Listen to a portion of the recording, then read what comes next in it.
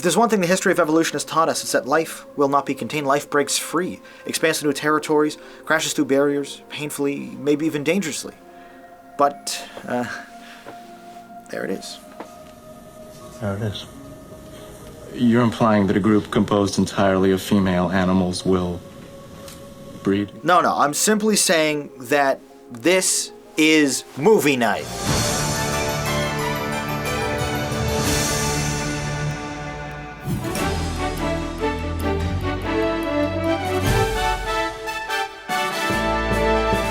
Hello and welcome to Movie Night, YouTube's most viewed movie review show. I'm your host, Jonathan Paula. Tonight, in honor of its recent high-profile 3D re-release, we'll be reviewing the entire Jurassic Park trilogy. Finally receiving a proper scripted review from me, we begin with Jurassic Park. Adapted from the best-selling Michael Crichton novel of the same name, this science fiction adventure film earned over $900 million, quickly becoming the highest-grossing movie of all time after its June 11th release in 1993. The same year he won Best Picture for Schindler's List, acclaimed director Steven Spielberg brings to life a magical experience that dazzled children and adults the world over. Sam Neill, Laura Dern, and Jeff Goldblum star as a trio of scientists ushered to a secret island, where billionaire Richard Attenborough has created a theme park populated with cloned dinosaurs. Bringing to life the outlandish but extremely fascinating high-concept plot, they all execute the memorable dialogue perfectly, with former Best Director winner Attenborough truly embodying the emotional arc of the story in his first acting role in 15 years. Playing a quirkier extension of himself, Goldblum famously and rather stoically warns, "Life finds a way," foreshadowing the eventual terror of the PG-13 picture's second act. Joined by two spunky yet frequently annoying grandchildren, the group must fight to survive when the unstoppable, horrifying dinosaurs break loose and begin eating people. Hey! Ian, freeze! Got the cat! Get rid of the fire!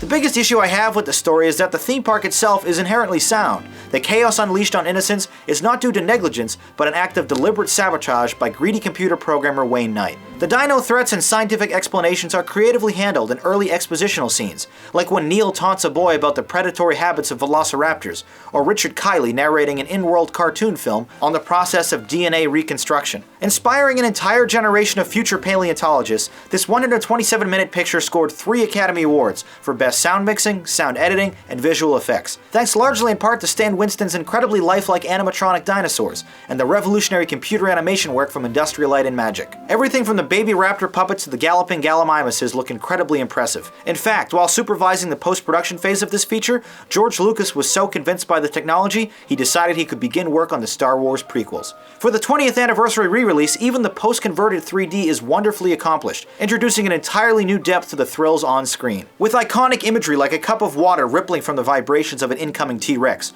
to his climactic hero shot that closes out the action, rarely does a sequence look fake. The beautifully majestic score by famed composer John Williams still gives me goosebumps when the mammoth dinosaurs make their first grand appearance. Despite its Oscar snub, this soundtrack honestly might be my all-time personal favorite, and when combined with the expert sound mix, it is impossible not to be immersed inside this lush, yet frightening world. A huge marketing and merchandise campaign, even featured in the film itself, helped spawn everything from video games and action figures to theme park rides and 3 sequels. Although littered with a number of unfortunate plot holes and overt continuity errors, not the least of which transforms the T-Rex paddock into a giant cliff, this picture is mostly flawless and elicits true wonder from all fans of cinema. Seamlessly paced, this is a remarkably entertaining and endlessly rewatchable picture that will remain a classic for decades to come. Jurassic Park, astonishingly mesmerizing spectacle, visually undaunted. Now that you've heard my thoughts, let's read some of yours from the YouTube comments.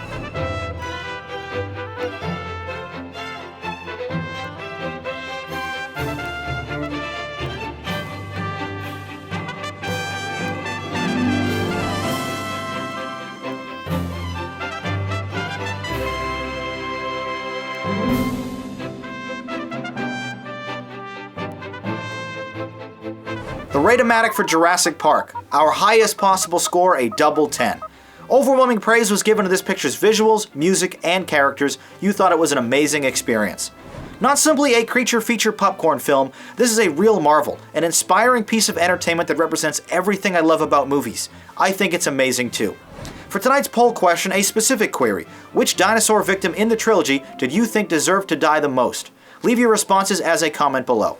Next up tonight, The Lost World: Jurassic Park. Following the massive success of the original film, Michael Crichton was pressured by both fans and director Steven Spielberg himself to write a sequel novel.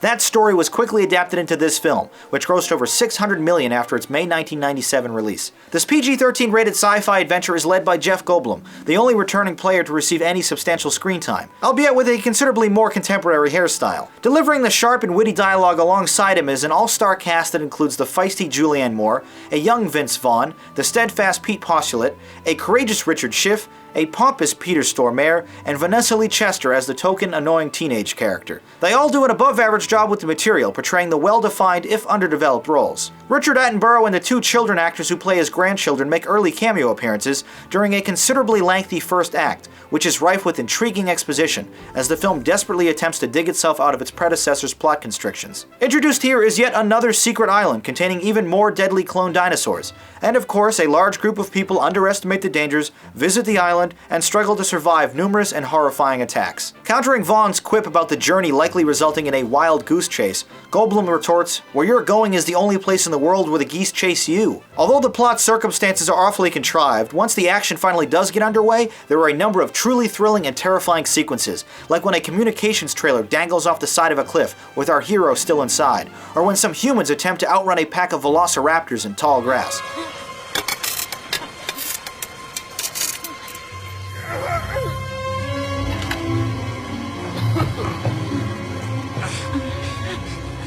Give me your hand. Give me your hand, honey. Sarah. Give me your hand. Hands up!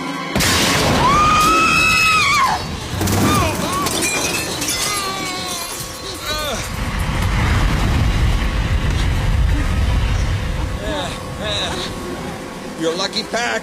Much like the first film, the sound design, visual effects, and animatronics are positively seamless, even if they weren't as game-changing. The 129-minute picture is once again scored by John Williams, who delivers a newer sound to his familiar themes, introducing bongos and drums to represent the more secluded location. Needlessly complicated with the inclusion of a nonsense corporation subplot, the final act of this action extravaganza becomes increasingly unbelievable when a live Tyrannosaurus Rex is transported to mainland San Diego and accidentally let loose to wreak havoc on the suburbs. It is undeniably exciting to see the iconic carnivore chase down a city bus and frighten the townspeople, but this entire act feels rushed and tacked on, with a number of the film's central characters disappearing entirely from the story. Certainly not as memorable or revolutionary as the original, this is still an exciting film with plenty of rewatch value. The Lost World: Jurassic Park. Convoluted but incredible thrills return. Now let's read some of your opinions from the YouTube comments.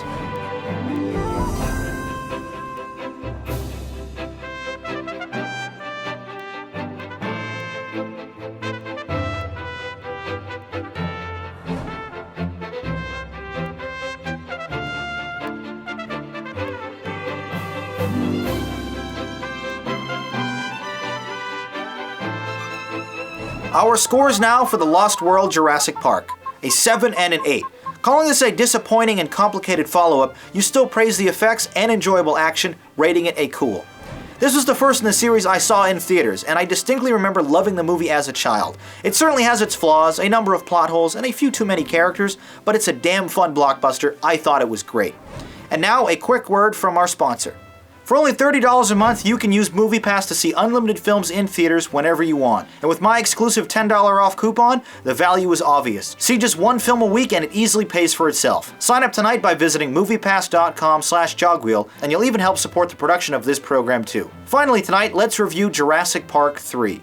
Attempting to fill some large shoes, Joe Johnston takes over as director for the third installment in this franchise, the only one not based off a Crichton novel, which was released on July 18, 2001, grossing a sizable $368 million, but still considerably less than the previous films. Aside from a single throwaway piece of dialogue, this PG-13 rated adventure all but ignores The Lost World, instead feeling more like a direct sequel to the original, reuniting Sam Neill with the man-eating dinosaurs. The prologue actually contains some of the more interesting scenes, as Neill struggles with life as a minor celebrity following the widely publicized events portrayed in Part 1. Posing as wealthy thrill-seekers, husband and wife couple William H. Macy and Tay Leone trick Neill and his protege Alessandro Nivola into visiting The Lost World in an attempt to rescue their preteen son who went missing 2 months earlier. The ridiculous plot cuts right to the chase, both figuratively and literally, as our group of underprepared protagonists quickly find themselves in one of the secret Costa Rican sanctuaries populated by thousands of cloned creatures, with Neill sarcastically complaining, "You probably won't get off this island alive."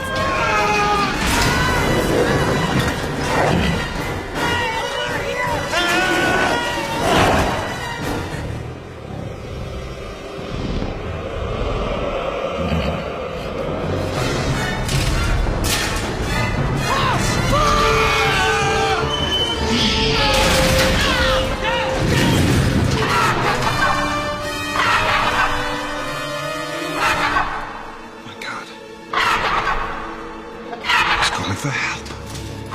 Come on! Devoid of reason or explanation, a bigger and badder Spinosaurus is introduced, who promptly dispatches his less terrifying T-Rex counterpart in a totally awesome but completely unnecessary CGI battle between the two monsters. Ironically, the over-reliance on computer imagery in this picture, as opposed to Stan Winston's brilliant animatronics work, results in the dinosaurs actually looking unrealistic and fake in a few scenes, for the first time in the trilogy. The film's most effective moments come when it shamelessly recreates scenes from the original, like the airplane flyover, or the sweeping shots of grazing brachiosauruses. All the majesty and wonder of the first film is abandoned, reduced to nothing more than a low-rent horror experience for the bulk of the painfully short 92-minute picture. Don Davis contributes a generic score that can't seem to resist putting its own pointless flourishes on Williams' classic themes. Some action pieces, however, like an early plane crash into the jungle canopy, or a frantic satellite phone call as a riverboat is sinking, provide some nail-biting thrills. Unfortunately, just as the picture hits its stride following an exciting foray into a pterodon aviary cage, it abruptly ends without a satisfying climax or conclusion, topped off with one character unnecessarily coming back from the dead. Faster and less complicated than the previous entries, but far less captivating because of it, this isn't worth watching as often as the others. Jurassic Park 3, disposable disappointment with shallow excitement. Now let's see what you had to say about this picture in the YouTube comments.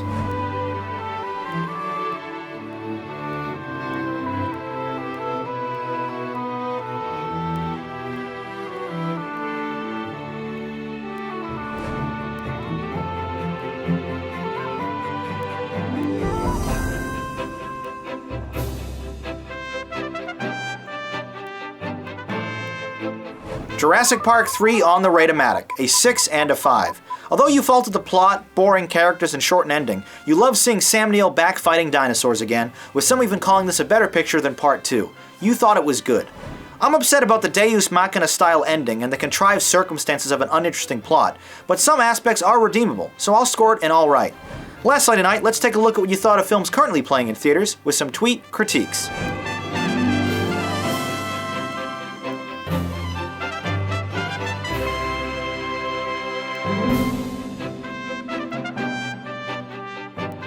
When you see a new movie in theaters, tweet your review with the JPMN hashtag to have it featured on the show. I seem to have a propensity for 90s films this season, so continuing with that trend, next week we'll check out 2 sci-fi action classics as well as their modern-day remakes.